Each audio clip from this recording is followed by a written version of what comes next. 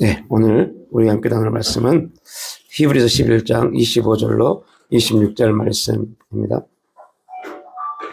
25절, 26절 말씀 함께 하도록 하겠습니다. 도리어 하나님과 백성과 함께 고난받기를 잠시 죄악의 낙을 누리는 것보다 더 좋아하고 그리스도를 위하여 받은 수모를 애굽의 모든 보화보다 더 큰 재물을 여겼으니 이는 상 주심을 바라봄이라. 아멘. 예, 오늘 11장 25절로 26절 말씀을 중심으로 모세의 신앙이란 제목으로 함께 은혜를 나누겠습니다. 모세는 믿음 안에서 세 가지 큰 선택을 했습니다. 그 선택의 첫 번째가 세상의 명예와 권력을 뒤로 하였다라고 우리가 이 앞에 나눴죠. 두 번째, 죄악의 즐거움을 뒤로 했다라고 나누었습니다. 그리고 애굽의 모든 보화를 뒤로 하였다라고 나누었습니다. 모세가 이렇게 세상의 명예와 권력, 죄악의 즐거움, 애굽의 모든 보화를 뒤로 할 수 있었던 선택을 할 수 있었던 그 근거는 믿음으로였습니다. 모세의 믿음으로, 모세가 믿음으로 그러한 선택을 할 수 있었는데 그 믿음이 어디서 나왔느냐? 모세의 믿음이 어디서 나왔을까요? 여러분, 모세가 태어난 시기에 애굽의 바로 왕의 가장 큰 골칫거리가 있었습니다. 그것은 히브리인들, 고센 땅에 거하고 있는 히브리인들의 수가 너무너무 많아진 겁니다. 바로는 그거에 대한 두려움을 가졌고 결국 바로가 선택한 것은 이제 태어난 남자아이 모두는 다 죽이는 거였습니다. 그때 제사장 레이의 후손인 아므람과 요게벳의 집에도 한 아이가 태어났습니다. 분명한 것은 왕의 명령이었기 때문에 그들 또한 그 아이를 죽였어야 돼요. 그런데 아므람과 요게벳이 그 아이를 보고 그 아이의 아름다운 모습을 보고 이 아이에게는 하나님의 분명한 뜻이 있다라는 것을 깨달았습니다. 우리 성경은 참 애매합니다. 그 부모가 아름다운 아이임을 보고라고 기록되어 있습니다. 아름다운 아이. 여러분, 이게 우리에게 전달되어지는 메시지는 되게 약합니다. 아름다운 아이라는 말이 무슨 의미일까? 도대체 그냥 모세의 겉모습이 그냥 잘생겼나? 아름다웠나? 보기 좋았나? 이렇게만 들려집니다. 완전히 잘못된 번역입니다. 원래는 범상치 않았다라고 되어 있습니다. 범상치 않았다. 그래서 범상치 않았다라는 말이 무슨 말이냐면 그 얼굴에 하나님이 보였다는 뜻입니다. 모세가 태어났는데 아므람과 요게벳의 눈에 그 모세의 얼굴에서 누가 보여요? 하나님이 보인 겁니다. 그러면 역설적으로 봐야 돼요. 모세의 모습에서 하나님을 봤다는 말은 다른 말로 표현하면 아므람과 요게벳 그의 부모의 믿음이 굉장했다는 겁니다. 하나님을 향한 믿음이 굉장했다는 겁니다. 그리고 놀라운 것은 그 요게벳이 결국 모세를 살리기 위해서 모세를 갈대 상자 위에 올려놓고 바로의 딸 공주 앞으로 보냅니다. 그리고 결국 또한 그 모세 자기 아들을 유모가 되어서 자기 아들을 키웁니다. 어떻게 키웠을까요? 믿음으로요. 요게벳이 그 아이 자기 아들인 모세를 바로의 딸 공주에게 흘러보내고 결국 모세는 누구의 아들이 됐어요? 바로의 공주의 바로의 왕의 딸의 아들이 됐습니다. 공주의 아들이 됐습니다. 그리고 하나님의 섭리 가운데서 그 어머니, 친어머니 요게벳은 친엄마가 아니라 유모로서 그 아들을 돌보게 되었어요. 그 요게벳이 모세에게 계속 심어준 이야기가 뭘까요? 너는 하나님의 선택된 사람이다 였습니다. 이걸 어디서 알 수 있을까요? 이 말씀은요, 구약 출애굽기에 나오지 않습니다. 어디서 알 수 있을까요? 혹시 이학주 설교를 여러분들이 저번을 읽어봤다면 금방 압니다. 어디서요? 사도행전에서요. 스데반이 그렇게 설교하잖아요. 스데반이 뭐라고 하냐면 그는 그의 형제들이 하나님께서 자기의 손을 통하여 구원해 주시는 것을 깨달았을 것이라고 생각했습니다. 누가요? 모세가요. 그래서 모세가 믿음으로 자기 어머니 요괴벳을 통해서 신앙을 배웠고 그 신앙을 가지고 계속 자라갑니다. 그런데 하나님의 사람인 모세가 하나님의 사람이 지금 뭐하고 있어요? 고통받고 있어요. 그래서 모세는 하나님의 백성을 구원하기 위해서 누구를 죽여요? 애굽인을 죽입니다. 그때 모세는 내가 이렇게 하나님의 사람으로 애굽인을 죽였을 때 하나님의 사람 이스라엘 백성들이 그들을 인도할 그들을 깨우치고 그들에게 깨달음을 줄 하나님의 사람으로 알겠지라고 모세는 생각했어요. 그런데 오히려 이스라엘 백성들이 모세에 어떻게 대합니까? 이거는 이제 출애굽기에 나오죠. 어떻게 돼요? 이스라엘 백성들이 싸웁니다. 그때 모세에 가서 그 싸움을 말립니다. 그때 이스라엘 백성들이 모세에게 뭐라고 합니까? 네가 뭔데? 라고 말합니다. 네가 뭔데 지금 우리의 싸움에 재판장이 되려고 하느냐? 라고 말합니다. 그리고 말합니다. 어제 네가 애굽인을 죽인 거 내가 고발하겠다. 그때 모세는 도망을 갑니다. 이 내용에 대해서 신약을 보지 못하면 모세가 단지 뭐에 대해서 두려움을 가졌어요? 바로에 대해서 두려움을 가지고 도망갔구나 라고 그렇게 설교하는 사람들도 있습니다. 그건 굉장히 잘못된 설교입니다. 왜요? 스데반은 그렇게 말하지 않아요. 스데반은 그들이 이스라엘, 그러니까 자기의 손을 통하여 구원해 주신 것을 깨달으려고 생각했으나 그들이 깨닫지 못했다라고 말합니다. 누가 깨닫지 못했어요? 그 당시에 이스라엘 백성들이요. 이게 왜 중요할까요? 지금 이 내용이 왜 중요한지 아십니까? 우리가 신앙에 대해서 신앙이 어떻게 평가를 받는지에 대해서 지금 신학은 설명하고 있는 겁니다.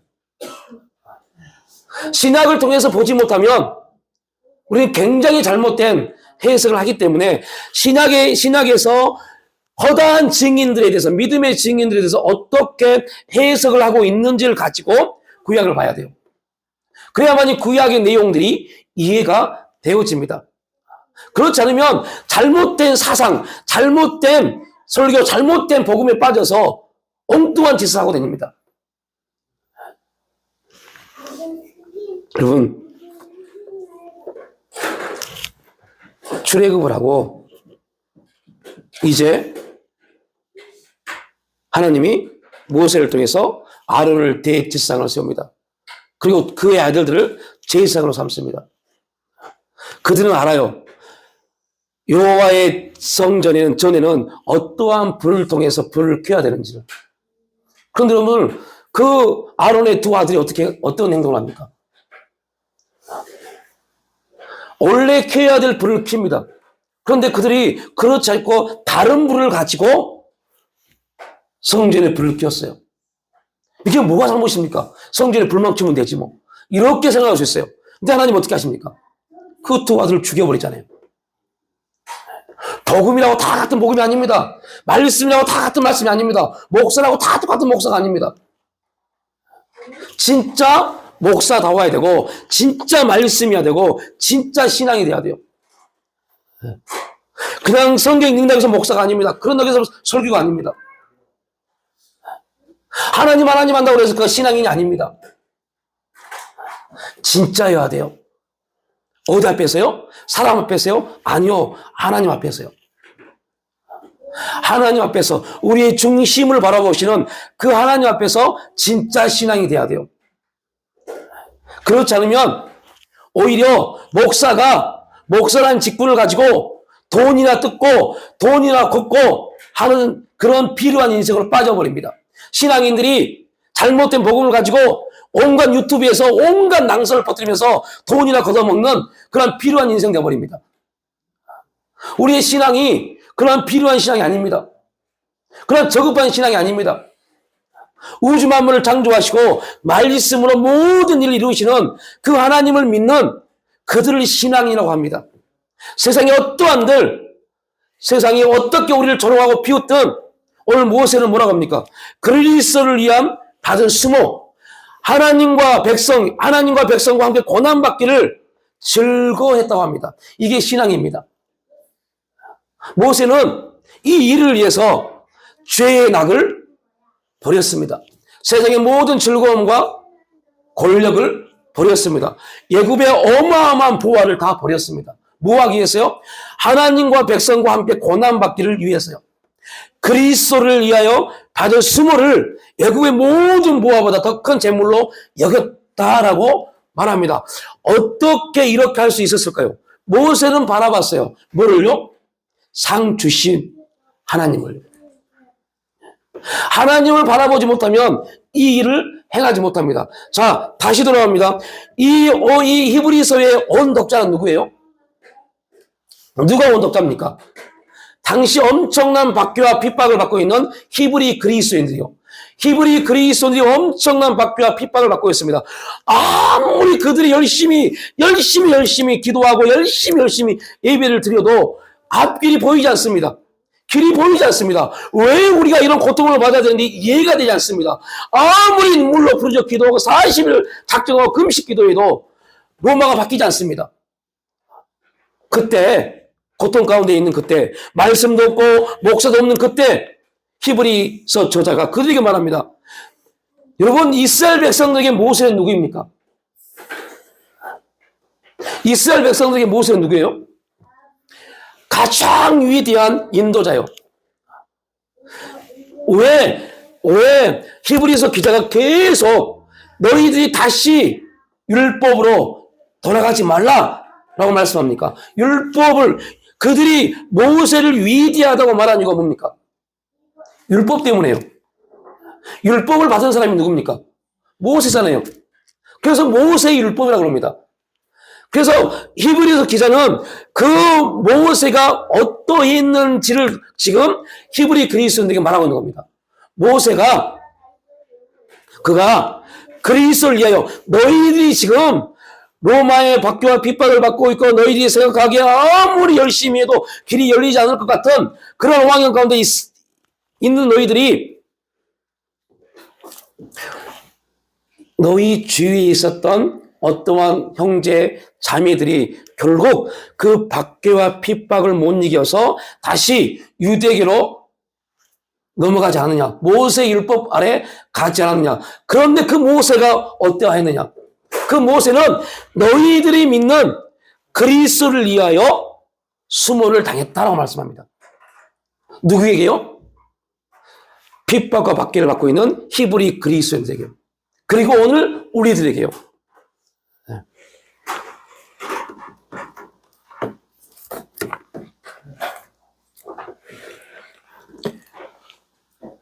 출애굽기는 애굽인들이 직면한 문제로 시작합니다. 그죠? 출애굽기 읽어보셨죠? 출애굽기 시작은요, 애굽인들이 직면한 문제로 시작합니다. 애굽인들의 가장 큰 문제는 뭐였어요? 여러분, 기억하실지는 모르겠지만, 이거는 꼭 기억하셔야 돼요. 출애굽기 시작이 뭡니까? 모세를 알지 못한 왕이요. 요셉을 알지 못한 왕이 나왔습니다. 거기서 요셉을 알지 못하는 왕이 누굽니까? 이거에 대해서 알아야 돼요.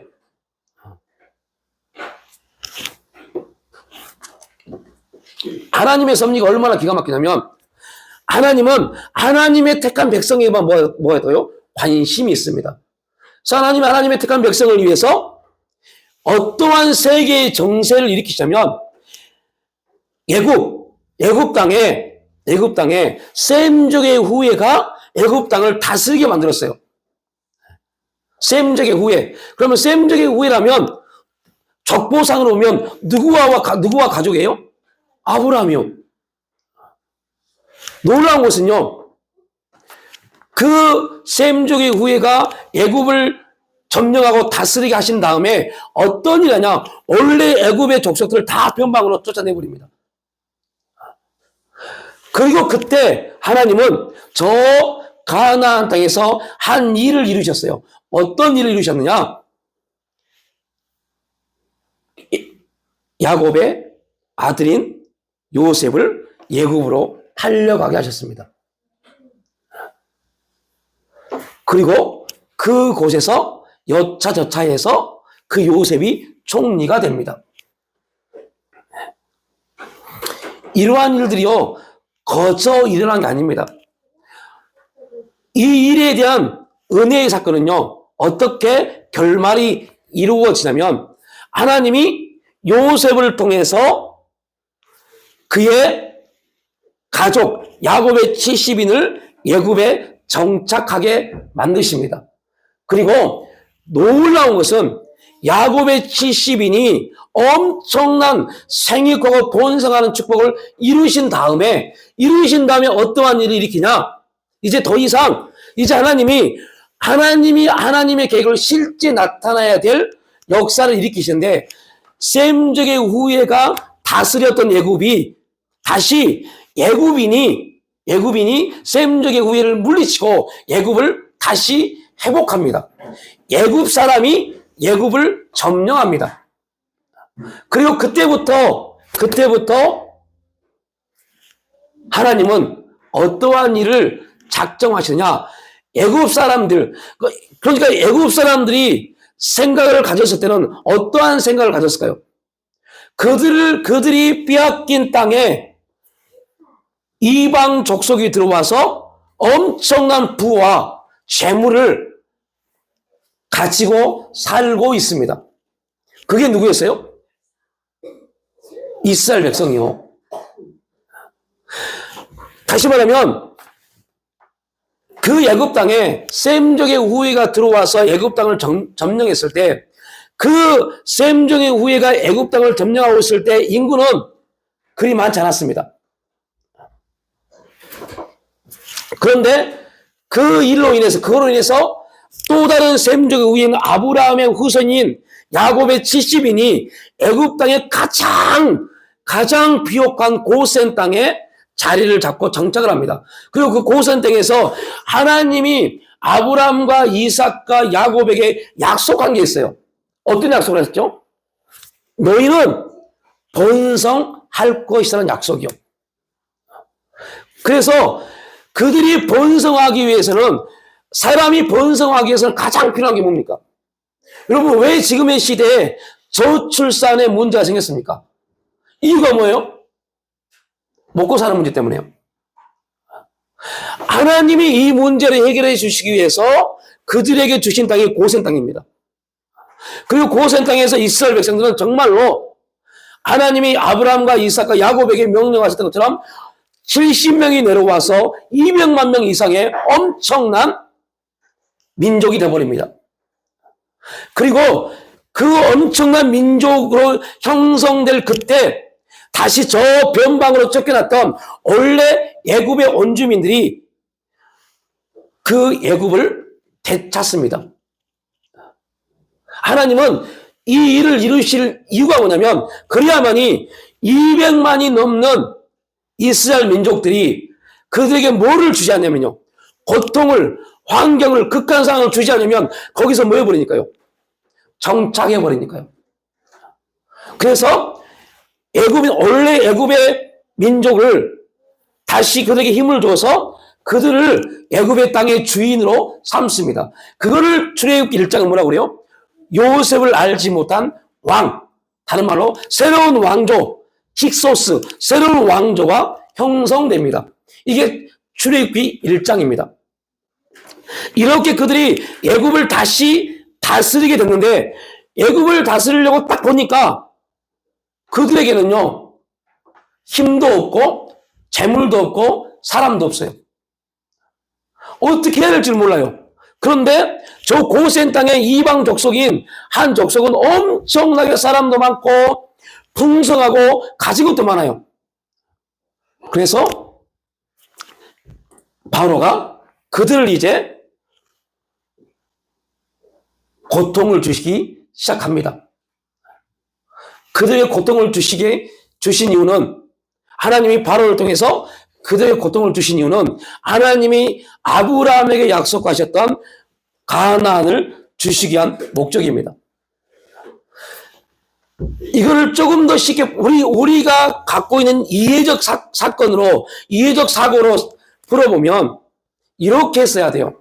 하나님이 애굽의 셈족의 후예가 애굽을 다스리고 이걸 다 떠나서 하나님의 강력한 능력으로 야곱의 70인을 고센 땅에 거하게 하시고 그리고 200만이 넘는 민족을 이루시고 하나님이 하나님의 능력으로 그들을 가나안 땅으로 인도해 가셨으면 아무런 문제도 없습니다.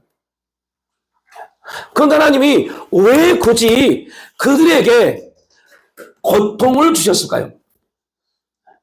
왜 그들에게 중단 힘든 일들을 이루셨을까요? 왜 그들에게 모세를 통해서 10가지 재앙을 내려야만이 그들이 하나님됨을 이해하는 그 일들을 만드셨을까요? 이런 질문을 가져보지 않으셨습니까? 성경을 읽으시면서. 왜 굳이 하나님이 이렇게 하셨을까? 하나님의 능력이라면 얼마든지 그들을 그곳에 인도해서 어디로요? 가나안 땅으로 인도할 수 있습니다. 이게 하나님의 능력입니다. 그런데 왜 굳이 그렇게 하셨을까요? 그러면 반대로 왜 하나님 우리에게 아픔을 주시고 고통을 주시고 어려움을 왜 주십니까? 그냥 하나님이 우리의 생각을 얼마든지 그의 말씀으로 바꿀 수 있다니까요. 우리의 사고를 바꾸고 우리의 삶의 양식을 다 바꿀 수 있는 분이 하나님이십니다. 그런데 하나님은 왜 그렇게 하지 않으시고 환경을 주시고 아픔을 주시고 질병을 주시고 고통을 주셔서 우리를 정말 미칠 것 같이 조금씩 변화시킬까요? 왜 하나님의 능력으로 급변화시켜서 가나안의 신령한 삶을 살 수 있게 하실 수 있는 분임에도 불구하고 성령의 갖가지 은사와 능력을 주셔서 하나님을 바라보고 나갈 수 있도록 만드실 수 있는 분이 왜 그렇게 하지 않으실까요? 이거를 깨달으려면 출애굽기 이걸 깨달아야 돼요. 왜 우리를 그렇게 하지 않으시지? 우리가 말합니다. 성령의 강한 능력이면 변합니다. 천만의 말씀입니다. 온갖 성령의 능력을 경험해도 우리의 사고는 바뀌지 않을 수 있어요. 여러분이 기도해서 어떤 사람이 죽을 것 같은 사람이 살아난다 할지라도 그 능력이 나에게 나타났을지도 우리의 생각이 안 바뀔 수 있어요.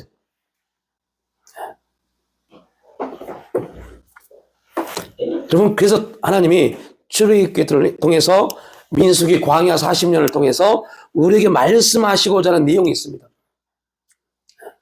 그 사실을 우리는 성경을 통해서 우리가 알지 못하면 왜 나에게 이런 환경을 주시고 이러한 힘든 환경을 주시고 이해되지 못하고 받아들이지 못하는 상식적으로 맞지 않는 일들을 나타내실까? 이거에 대해서 도무지 알지 못합니다.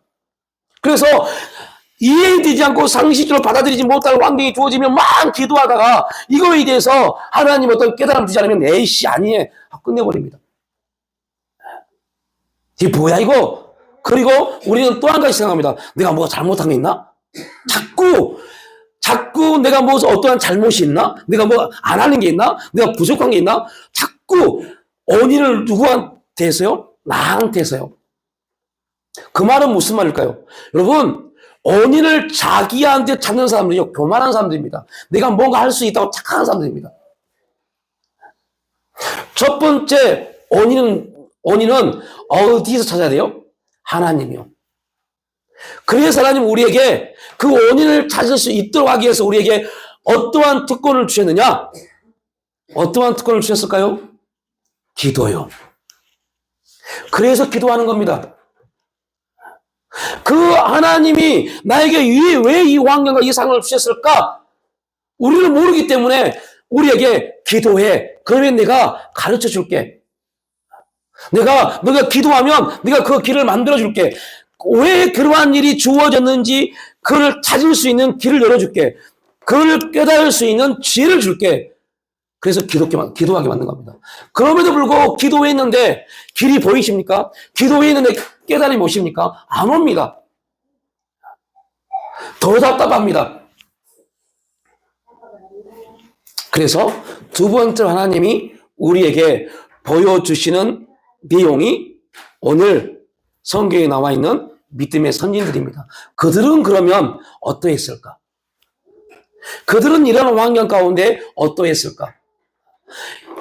다시 본문으로 돌아와서 히브리 그리스도인들이 엄청난 박해와 핍박을 당하고 있을 때 아무리 노력해도 아무리 열심히 살아도 길이 보이지 아니할 때 이해가 되지 않을 때 더디 된 게 아니라 아예 안 되는 것처럼 느껴질 때 그때 히브리 그리스 저자는 쫙 1장부터 뭘 설명해요? 야, 천사보다 우월하시고 모세보다 우월하시고 모든 것보다 우월하신 그리스도를 쫙 설명한 다음에 그럼에도 불구하고 그 구약의 믿음의 선진들이 그들의 믿음으로 어떻게 하나님을 바라봤는지를 11장에서 쫙 말씀합니다. 그리고 오늘 우리가 보고 있는 모세 또한 너희들이 가장 존경하고 가장 위대하다고 생각하는 믿음의 선진 모세는 어떠했는지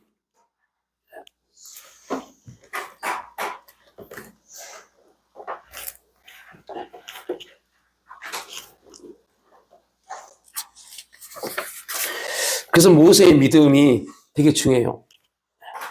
모세는 오늘 본문을 두 가지를 볼 겁니다. 하나는 모세의 믿음의 계산입니다.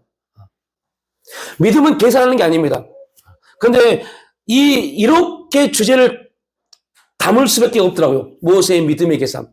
여기는 이 말은 더 정확하게는 모세가 믿음으로 무엇을 선택했느냐에 대한 내용입니다. 노아의 예에서 보았듯이 믿음은 언제나 일을 합니다. 믿음은요 언제나 일을 합니다. 믿음은 우리에게 그래서 우리가 아브라함을 나누면서 배웠던 게 뭡니까? 아브라함이 어디로 갈 수 있어요? 갈대아 우르로 갈 수 있었음에도 불구하고 뭐가 아브라함을 갈대아 우르로 가지 못하겠습니까? 믿음이요. 아브라함에게 있는 믿음이 아브라함에게 준 믿음이 갈대아 우르를 돌아보지 않게 하고 누구를 바라보겠어요? 하나님을요.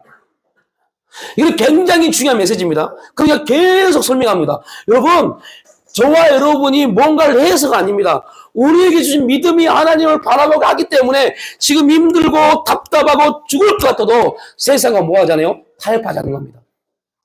우리가 능력이 있어요? 아닙니다. 뭐가요? 우리 안에 있는 뭐가요? 믿음이요. 우리 안에 있는 믿음이 계속 역동하니까 지금 다 때려치고 싶고 세상에서 뭐 그냥 에이씨 몰라 하고 내 생각대로 내 방법대로 살고 싶은데 믿음이 나도 모르게 믿음이 계속 누구를 바라보게요? 하나님이요. 아, 이때 하나님이라면 어떻게 하실까? 아, 조금 더 생각해보자. 조금 더 기도해보자. 믿음이 계속 우리를 격동하는 겁니다.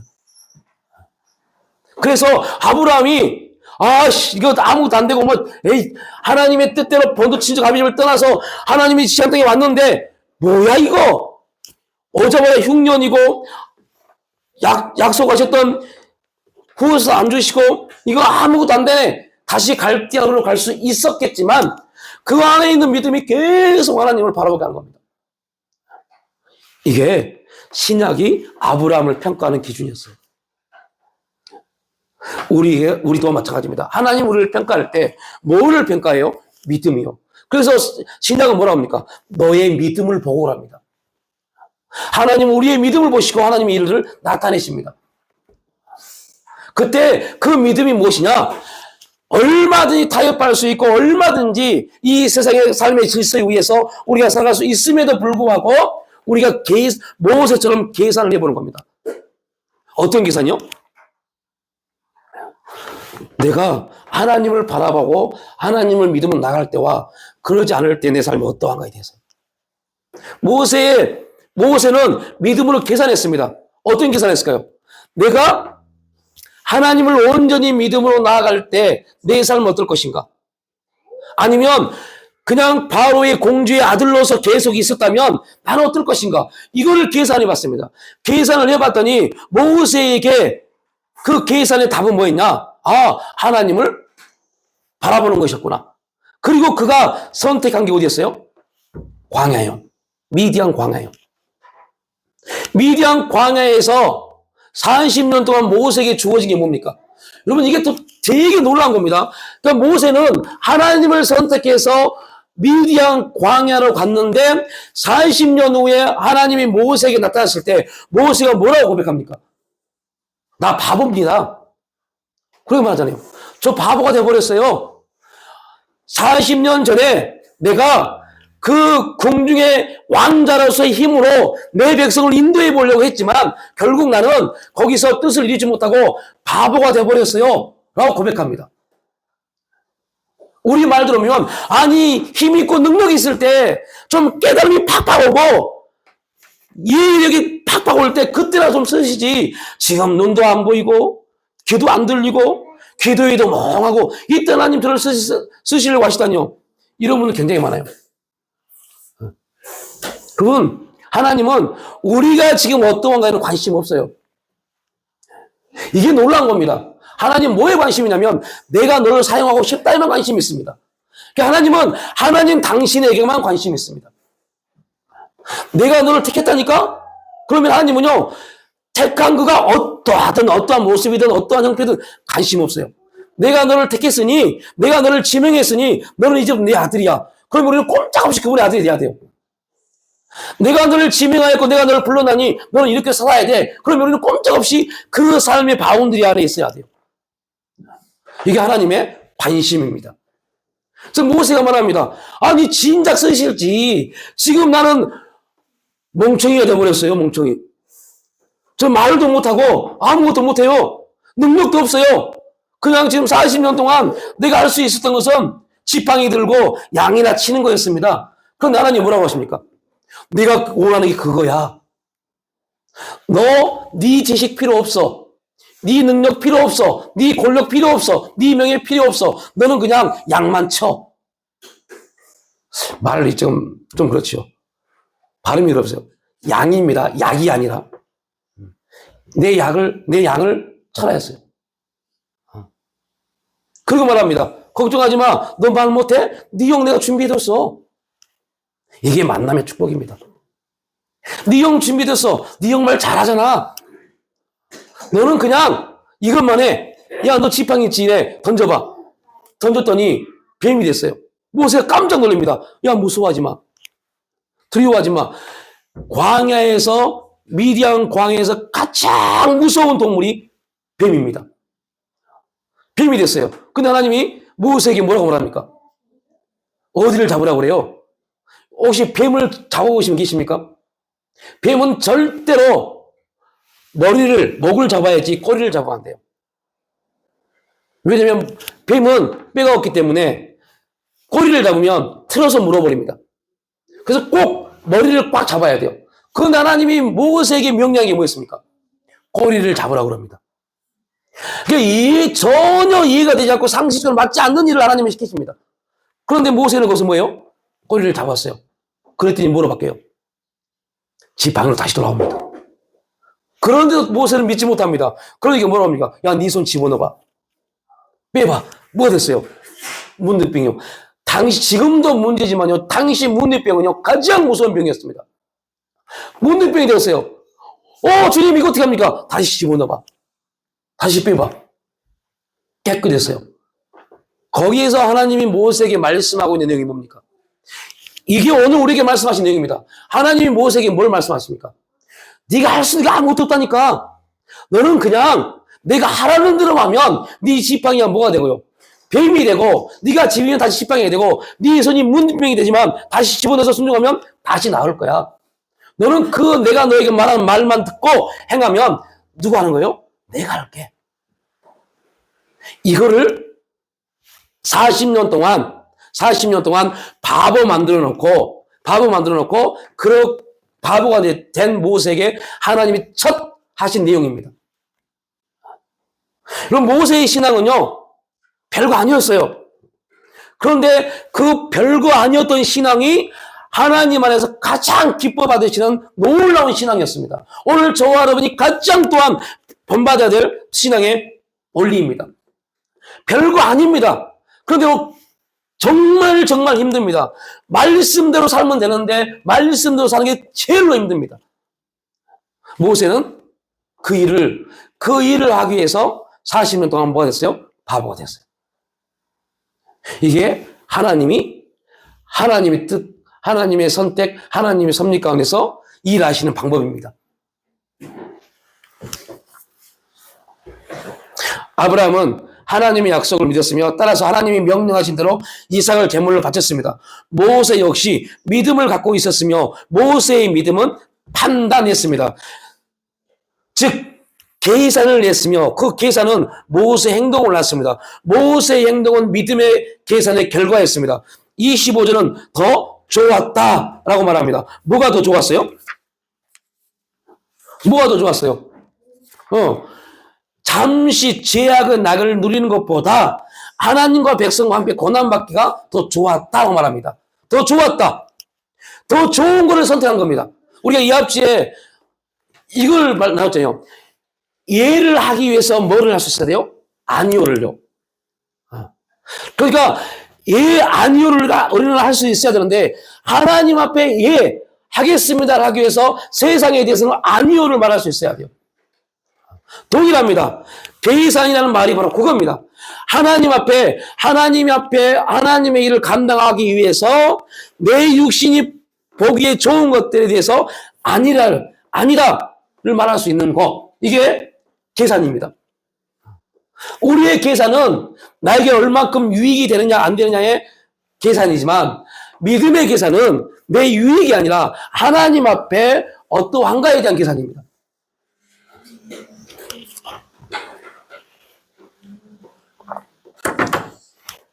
그래서 이번에 명절에 시골 가서 저희 시골 선배가 이제 저희 아내한테 이런 말 했어요. 그때 전도로 올 때 자기들한테 오지 왜 저한테 왔냐고 물어보더라고요. 그래서 그 얘기를 저희 자녀들이 듣고 집에 와서 엄마 그때 왜 그 삼촌한테 안 가고 아빠한테 갔어? 라고 물어봤어요. 그러니까 저희 아내가 이렇게 대답했어요. 이게 신앙 교육입니다. 그때 우리도 고민했는데 그때 저희 아내가 기도했던 게 있어요. 예수님이시라면 이때 어떠한 선택을 하셨을까? 그래서 예수님의 마음은 이쪽이 아니라 이쪽이구나. 그 선택을 가지고 저희한테 와서 저에게 전도를 했어요. 이 얘기를 해줬어요. 저 아이들이 그걸 듣고 분명히 그 당시에는 뭔지 모르겠지만 예수님이라면 그 단어 하나가 그 아이들이 그 생각에 딱 꽂히는 순간부터 어느 날 그 아이들도 어떤 환경 가운데 선택을 할 때 예수님이시라면 이란 말이 나오게 될 겁니다. 이게 신앙교육입니다. 야 기도해 열심히 말씀 봐. 이것보다 실제 내가 경험했던 것들에 대한 이야기들이요. 다시 말하면 모세가 믿음을 통해서 경험되어지고 체험되어진 것들을 통해서 내가 정말로 선택해야 될 것, 내가 선택해야 될 것은 이 세상에 잠시 즐기는 낙이 아니라 하나님과 백성과 함께 고난받는 것, 이것이 내가 보기에는 가장 좋은 것이구나. 육신의 눈으로 볼 때는 그게 얼마나 힘든 겁니까? 너무너무 힘든 겁니다. 25절이 실제가 되는 건 엄청나게 힘든 겁니다. 그런데 모세는 그 힘든 걸 선택했습니다. 하나님과 백성과 함께 고난받기를 모세는 선택했어요. 이게 모세의 믿음의 계산입니다. 여러분의 믿음의 계산은 지금 어떻게 갔습니까? 에이씨, 또 손해보게. 나 손해보기 싫어. 내가 그동안 얼마나 힘들었는데 또 손해를 봐야 돼. 또 힘들어야 돼.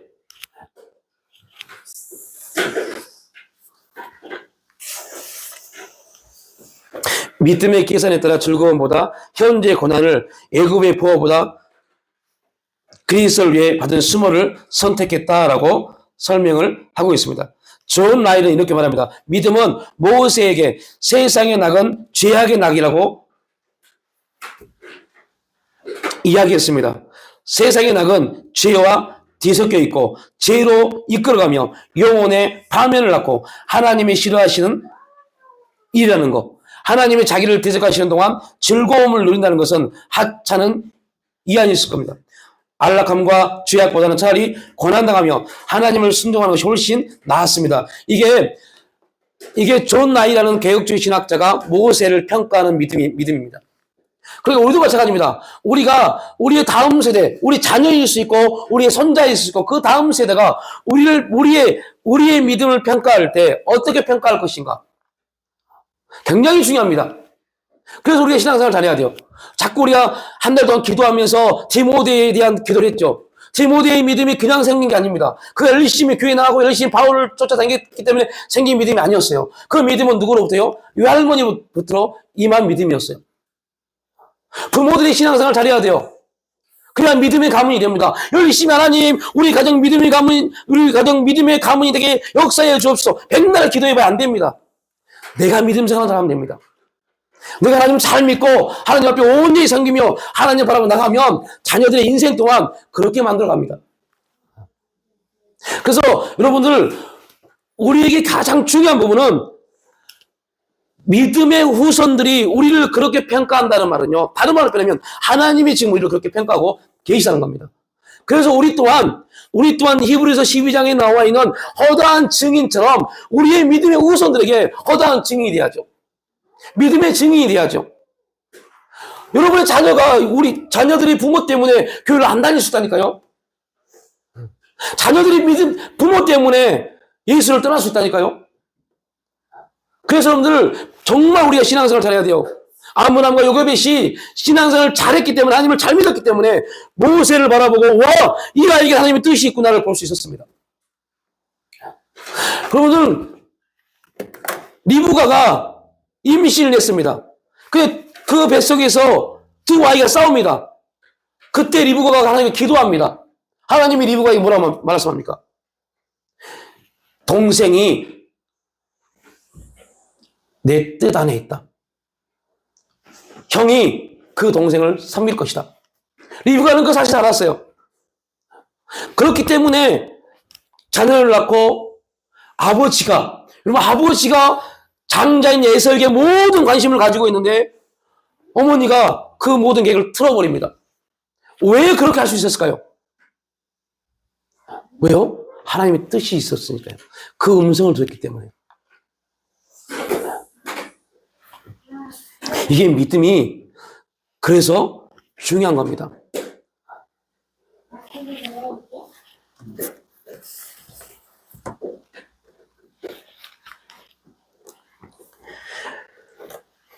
모세가 하나님을 선택해서 버린 부활은 엄청났죠. 모세는 잠시 낙을 위해 애굽의 부활을 선택하지 않았고 영원한 부를 선택하였습니다. 야고보는 이렇게 말합니다. 내일 일을 너희가 알지 못하는도다. 너희 생명이 무엇이냐? 너희는 잠깐 보이다가 없어지는 안개니라. 아침 안개 같은 인생입니다. 모세는 이 영적인 복을 알았습니다. 이것이 오늘 우리에게 보여주는 모세의 믿음의 계산법입니다. 잠깐 보이는 안개 같은 인생, 그 인생을 위해서 우리 모든 것을 쏟아붓는다고요? 바울은 또 이렇게 말합니다. 생각하건대 현재의 고난은 장차 우리에게 나타날 영광과 좋게 비교할 수 없다라고요. 믿음은 모세에게 시들지 않는 멸관, 하늘의 빛으로 찬란한 영광을 보여주었습니다. 또한 믿음은 모세에게 하나님의 백성의 고난을 어떻게 생각할 것인가를 보여주었습니다. 모세는 고난이 잠시 지속되는 것과 수모가 지나가고 영원한 영광을 받는 것, 그리고 멸시받은 하나님의 백성이 그리스도와 함께 왕으로서 영광 가운데 다스리는 것을 믿음의 눈으로 볼 수 있었습니다. 그래서 모세는 즐거움을 버렸어요. 모세가 애굽 왕국 및 나일의 즐거움과 보화를 바라볼 때 믿음이 모세에게 보여준 것이 이겁니다. 그러니까 모세의 육신의 눈은 애굽을 바라봤을 때 모세의 믿음의 눈은 하나님을 바라보게 했어요. 우리도 마찬가지입니다. 이게 영적인 전쟁입니다. 내 생각과 내 삶의 경험과 내 육신의 눈, 내 육신의 가치관을 바라본 것과 신앙을 통해서 예수 그리스도 안에 성령이 보게 하시는 바라봄과의 영적인 싸움, 이 싸움이 계속 우리 마음판에서 이루어집니다. 우리 마음판에서 계속 이루어지는데 신앙인들도 알아요. 내 마음이 뭐를 오라는 거죠? 하나님을요. 마음은 오라는데 내 육신의 눈, 육신의 가치관이 그렇게 하자니 나에게 이익된 게 아무것도 없다고 생각하는 겁니다. 왜요? 그렇게 하면 우리에게 주어지는 현재적 삶은 고난이고 힘듦이니까요.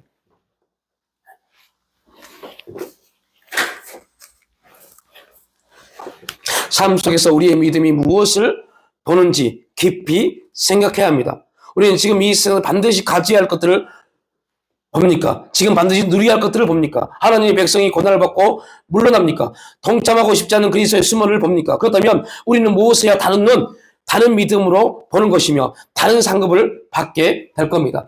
무엇을 보고 있는지를 봐야 돼요. 무엇은 전혀 다른 생각을 할 수 있었을 겁니다. 반대하는 사람도 거의 없었을 겁니다. 모세는 양어머니의 사랑을 멸시하는 것은 참으로 악한 일이라고 생각할 수도 있었습니다. 그죠? 그러나 모세는 그렇게 하지 않았고 어머니나 아버지, 친구나 그 어떤 것보다 하나님이 더 중요하다는 것을 알았습니다. 그리고 그의 믿음의 기사는 하나님을 선택했습니다. 이것이 오늘날 우리에게 주시는 놀라운 메시지입니다. 다니엘이 바벨론 왕을 섬겼는데 명예와 부와 죄와 악을 즐기는 가운데서가 아니라 사자굴에서 또한 매일 그의 마음이 예루살렘을 향한 그 믿음 안에서 섬겼습니다. 세상의 가장 주권자인 바벨론의 느부갓네살, 그 느부갓네살도 누가 섭리해요? 하나님이요. 여러분, 지금 세상이 온데도 혼돈합니다. 미국 세계 최강이라고 합니다. 미국 트럼프,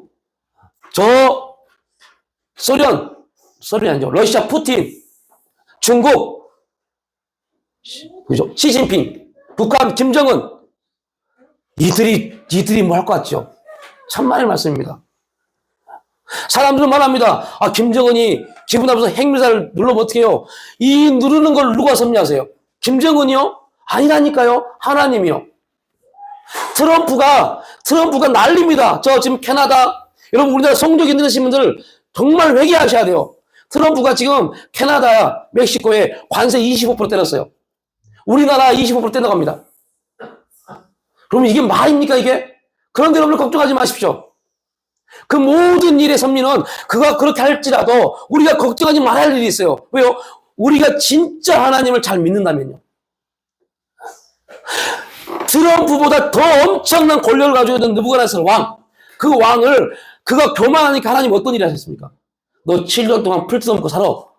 그 말 한마디에 그 왕이 아침 이슬을 맞으며 살았다니까요.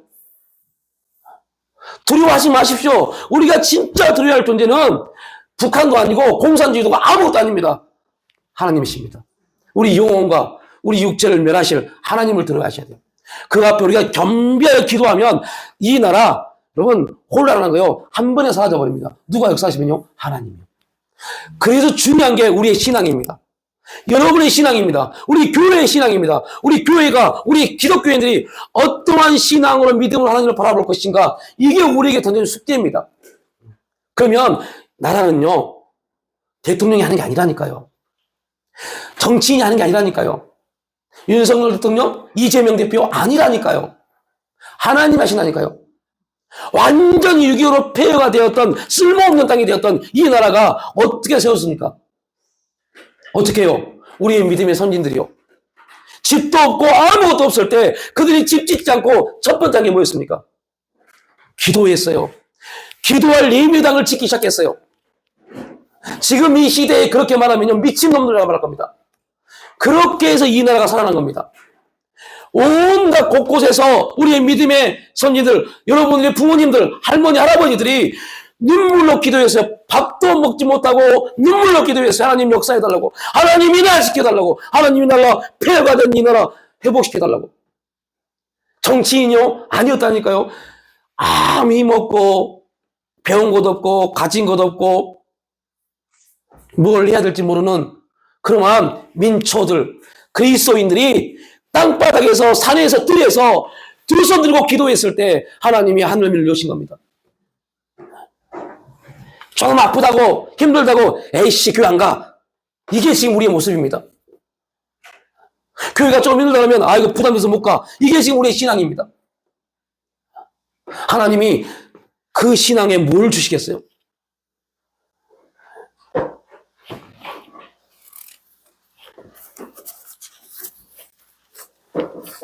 여러분,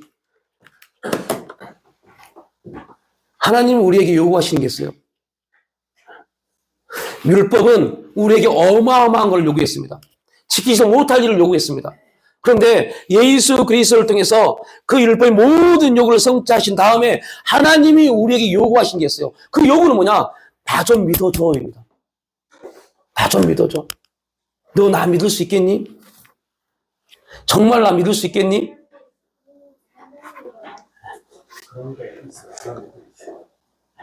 우리 마지막으로 함께 정말 하나님은 우리에게 말씀합니다. 나 좀 믿어줘. 나 열심히 할게.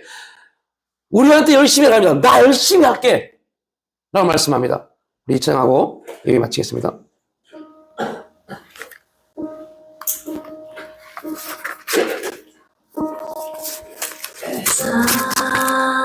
하늘에 따라 너의 자금도 내게 귀하다. 너와 함께 걸어가는 모든 시간이 내게 힘이라. 사랑하는 아들 내 연약함도 내게 금이라. 너로 인해 잃어버린 나의 양들이 돌아오리라. 조금 느린 듯해도 기다려주겠니? 조금 더딘 듯해도 믿어줄 수 있니? 내가 가는 그 길 절대 헛되지 않은 나와 함께 가자. 앞이 보이지 않아도 나가주겠니? 이해되지 않아도 사랑해주겠니? 너의 눈물의 기도 잊지 않고 있으니 나의 열심으로 이르리라.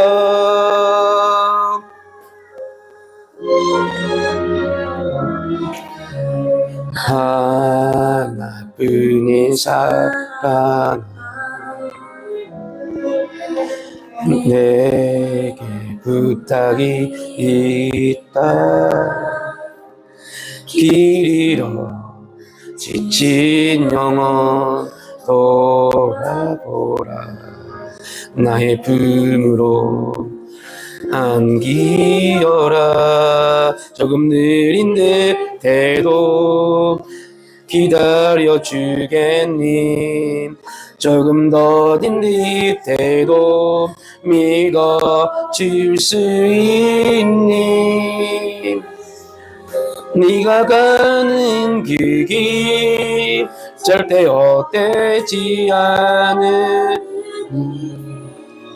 나와 함께 가자. 앞이 보이지 않아도 나가주겠니?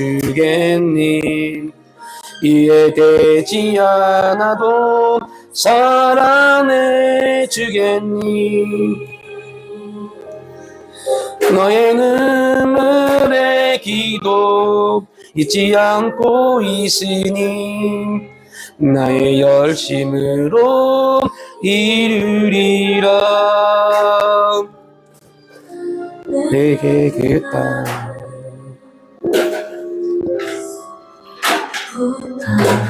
간다.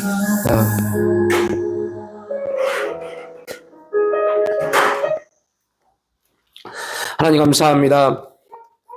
지금도 하나님의 열심으로 우리를 위하여 일하시고 역사하시고 운행하여 주신 하나님의 그 거룩한 은혜를 고백하며 비록 더디 되어지고 이해되지 아니하며 앞이 보이지 아니하는 그런 상황과 환경 가운데 있을지라도 하나님의 그 놀라운 섭리를 바라보고 믿음의 발걸음 내딛고 나아갑니다.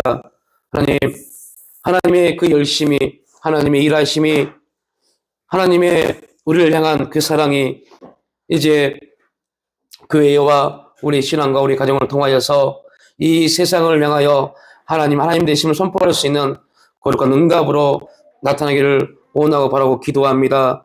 그 일을 위하여 비를 준비하시고 우리의 하늘을 덮으셔서 가장 합당한 은혜의 비를 내리시기를 소망하는 주님, 그 주님을 온전히 바라봅니다. 모세처럼 이 세상의 즐거움, 이 세상의 보호와 이 세상의 그 명예와 권력을 뒤로하고 하나님을 선택하며 하나님을 바라보며 나아갑니다. 성령님, 그 믿음에서 떠나가지 않도록 지키시고 보호하시고 인도하여 주시옵소서. 감사드리올 때 예수님의 이름으로 기도 올려옵나이다.